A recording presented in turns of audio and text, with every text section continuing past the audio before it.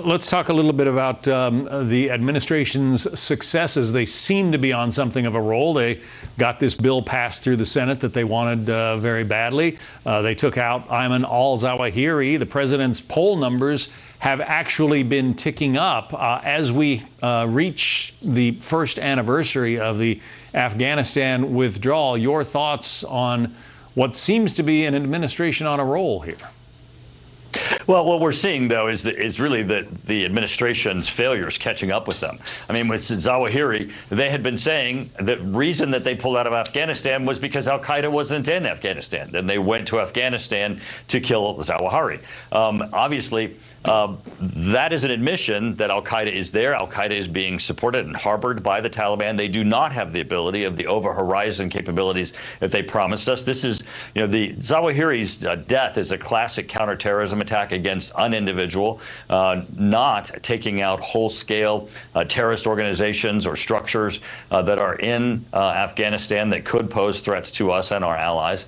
So the administration has a lot of work to do. They have a lot that they need to bring to Congress to show that they're actually going to be responding to these threats. And certainly we continue to see an unbelievable number of people pour over our border, leaving us with this national security threat that the FBI director has just acknowledged, pouring right over our southern border. Very quickly, I know there's a lot you can't talk about from your position on the Intelligence Committee, but are you more concerned or less concerned about our nation's situation as compared with a year ago?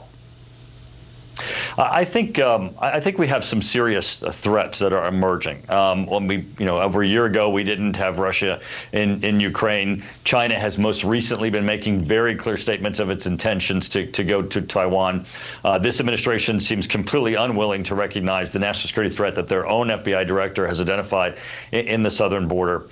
And at the same time, you have Nancy Pelosi's, House trying to cut defense spending, trying to cut some of our most important weapon systems.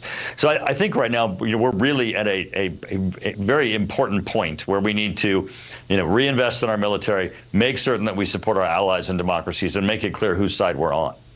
Congressman Mike Turner, Republican of Ohio. Congressman, thank you. Thank you.